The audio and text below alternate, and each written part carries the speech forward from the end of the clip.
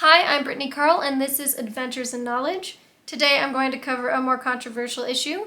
I'm going to be talking about the history of abortions and a little bit about the overturning of Roe v. Wade. So let's get started. The first written record of abortions was over 4,000 years old, and ancient Egyptians, ancient Chinese, and other cultures mention abortions. So there's nothing new in abortions being a thing that humanity does. The things that change about it are how abortions are done, and that changes through time and cultures.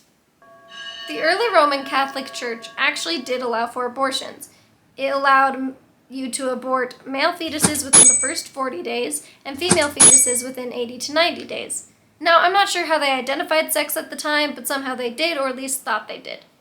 Then, in 1588, Pope Sixtus V declared that it was murder, but 3 years later, the next pope declared that it was legal again, and then 300 years later after that, it was declared murder again by the pope 300 years past. In Numbers 5, verses 11 through 31, it actually mentions using bitter water to abort fetuses that were the result of a woman cheating on her husband.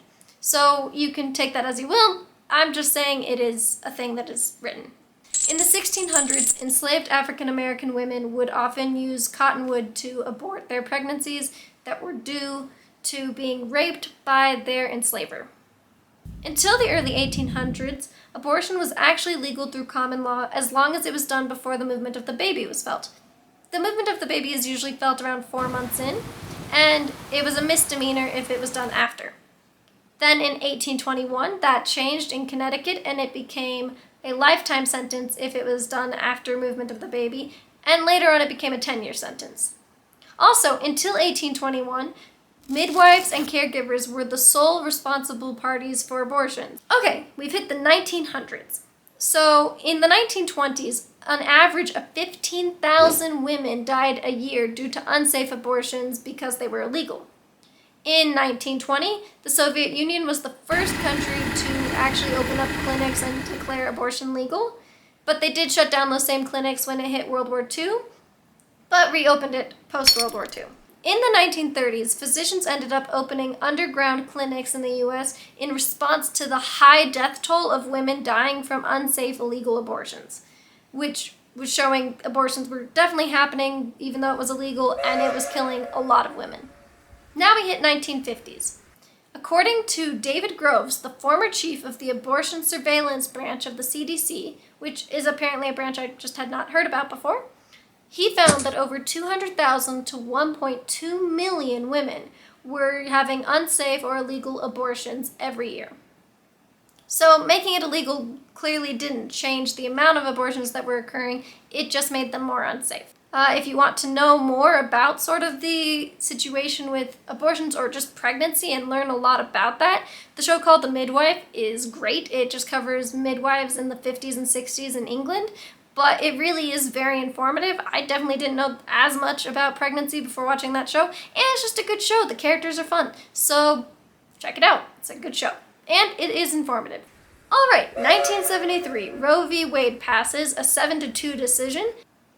Now, as of June 24th, 2022, Roe v. Wade has been overturned, and some states are banning abortions outright, some are banning certain types, some are protecting it, anything in between. It's clearly very state-dependent now. For those who wanted the overturning of Roe v. Wade, I'm hoping this history lesson will show you that it won't have the desired outcome you want it to. It won't actually reduce the number of abortions. All it will do is create unsafe ones, causing more women to die.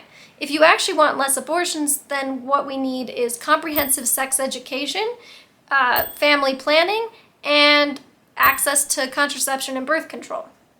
And there's some facts to back up that that is what actually reduces abortions. The reason I say comprehensive sex education, it's clear that not everyone gets the same level of sex education. I had it 6th, 7th, 8th, and 9th grade, but several of my friends didn't have it for 4 years. And even with 4 years, I don't think it taught nearly enough about men and women, didn't learn about each other's bodies enough, and it certainly didn't cover the whole realm of complexity of sex and gender. So it definitely still could be improved upon, even having had 4 years. So here's how sex education, specifically comprehensive sex education, actually reduces abortions.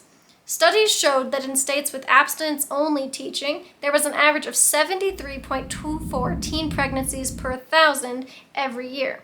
While in states with comprehensive sex education, it was an average of 58.74 pregnancies per 1,000 per year. Which, yeah, not both are a bit higher, and that's pregnancies, not abortions, but the less pregnancies, the less abortions as well. Better access to birth control has also been shown to reduce the number of abortions. Between 2006 and 2015, abortion rates in girls and women ages 15 to 19 years old fell by 54%. They found that this correlated with comprehensive sex education and access to birth control. Next time I will go over the consequences of overturning Roe v. Wade. I know I talked a little bit about how making abortion illegal tends to increase the number of women's death due to unsafe and illegal abortions, but I will go way more into detail about the different consequences that go beyond that next time. And main message is that abortions have always existed. They're not going to stop existing. There are things we can do to lower the amount of abortions that exist, but making abortion illegal won't actually change that. It will just lead to more death.